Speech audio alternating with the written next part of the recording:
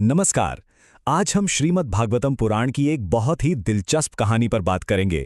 ये कहानी है अजामिल की। एक ऐसा इंसान जिसका पतन जितना नाटकीय था, उसका उद्धार उससे भी कहीं ज्यादा नाटकीय था। तो कहानी शुरू करने से पहले एक सवाल। क्या सिर्फ एक शब्द, बस एक शब्द, किसी के जीवन भर के पापों को मिटा सकता है? मतलब, क्या यह मुमकिन है? सुनने में थोड़ा अजीब लगता है ना? पर यही सवाल इस पूरी कहानी के केंद्र में है। तो चलिए कहानी की शुरुआत करते हैं।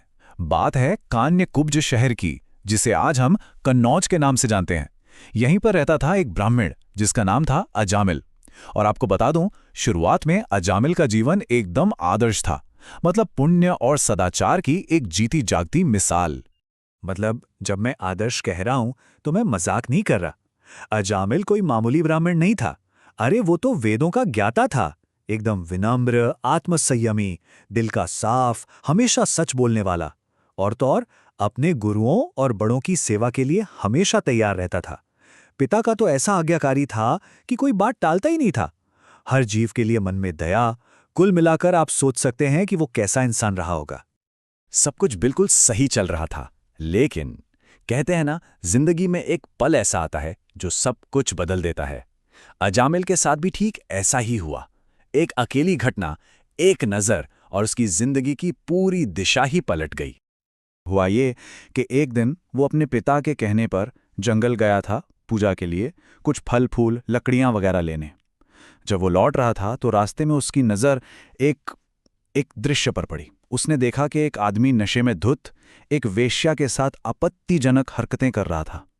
और उस स्त्री को उस हालत में देखकर अजामिल का मन डोल गया। वो पूरी तरह से विचलित हो गया। और बस यही वो पल था, वो टर्निंग पॉइंट। ऐसा नहीं है कि उसने कोशिश नहीं की। अपने वेदों के ज्ञान, अपनी सारी शिक्षा से उसने अपने मन को संभालने की बहुत कोशिश की, पर वो हार गया। काम वासना की इच्छा इतनी इतनी ज्यादा हावी हो गई कि उसके मन मस्तिष्क पर पूरी तरह से कब्जा कर लिया। उस एक पल के बाद अजामिल वो अजामिल रहा ही नहीं। उसकी जिंदगी 180 डिग्री घूम गई। उसने अपना धर्म, अपने कर्तव्य, सब कुछ पीछे छोड़ दिया और पाप के एक ऐसे लंबे रास्ते पर निकल पड़ा जिसका कोई अंत नहीं दिख रहा था। यह बदलाव कितना बड़ा था, इसका अंदाजा आप इसी बात से लगाइए।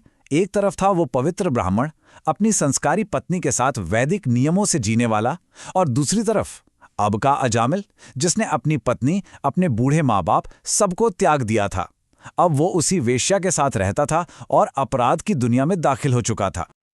और ये कोई एक दो दिन की बात नहीं थी। ये फिसलन पूरे 88 सालों तक चली। सोचिए, 88 साल। उस वेश्या और अपने नए परिवार का पेट पालने के लिए उसने क्या नहीं किया। चोरी, जुआ, धोखा, हर गलत काम।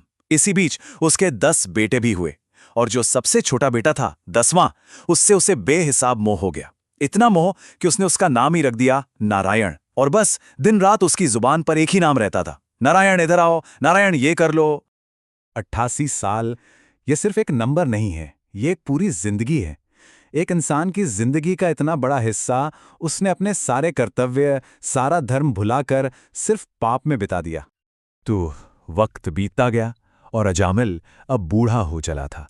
88 साल की उम्र, और वो अपनी मृत्युशैया पर लेटा हुआ था। और तभी उसकी जिंदगी का सबसे खौफनाक मंजर उसके सामने आया। उसने अपनी आंखों के सामने क्या देखा पता है? 3 बहुत ही भयानक डरावनी आकृतियां। वो यमदूत थे, मृत्यु के दूत। उनके चेहरे बिगड़े हुए थे, बाल खड़े थे और हाथों में आत्मा को ले जाने वाले फंदे थे। अब आप ही सोचिए, उन्हें देखकर अजामिल की क्या हालत हुई होगी। वो बुरी तरह से डर गया, कांप गया, और उसी डर में, उसी घबराहट में पास में खेल रहे अपने सबसे प्यारे, सबसे छोटे बेटे को उसने जोर से आवाज लगाई, नारायण। एक बात साफ कर दो, ये कोई भक्ति भरी पुकार नहीं थी। ये भगवान का स्मरण नहीं था। ये तो बस एक डरे हुए बाप की अपने बेटे के लिए पुकार थी, जिसे वो प्यार से इसी नाम से बुलाता था। लेकिन यहीं पर कहानी में सबसे बड़ा मोड़ आता है। ये जो अनजाने में एक पुकार निकली थी ना, इसका नतीजा ऐसा हुआ जिसकी किसी ने, यहां तक कि खुद अजामिल ने भी कल्पना नहीं की होगी। इस एक शब्द ने ऐसे रक्षकों को बुला लिया जिनके आने की कोई उम्मीद ही नहीं थी। और यहीं पर इस कहानी का सबसे सबसे गहरा पहलू सामने आता है। देखिए, इरादा क्या था? अपने बेटे को बुलाना। पर हुआ क्या? अनजाने में ही सही भगवान विष्णु का नाम लिया गया। एक पिता की जो मोह से भरी चीख थी, वो अपने आप में सबसे बड़ा प्रायश्चित बन गई। जैसे ही अजामिल के मुंह से नारायण शब्द निकला, पलक झपकते ही वहां पर भगवान विष्णु के सेवक विष्णुदूत प्रकट हो गए और उन्होंने आते ही यमदूतों का रास्ता रोक लिया और जोर देकर कहा कि वो अजामिल को नहीं ले जा सकते। इसके बाद विष्णुदूतों और यमदूतों के बीच एक बहुत गहरी बहस हुई। विष्णुदूतों का तर्क सीधा था। उन्होंने कहा, भगवान का नाम लेना अपने आप में सबसे बड़ा प्रायश्चित है। ये किसी भी तरह के पाप को, चाहे वो कितना भी बड़ा क्यों ना हो, जड़ से खत्म कर देता है। और फिर उन्होंने सबसे जरूरी बात कही, जो इस कहानी का निचोड़ है, कि इरादा क्या था ये मायने ही नहीं रखता। असली शक्ति तो नाम में है, लेने वाले की नीयत में नहीं। चाहे कोई मजाक में नाम ले, गलती से ले या किसी और को पुकारने के लिए, नाम का असर उतना ही होता है।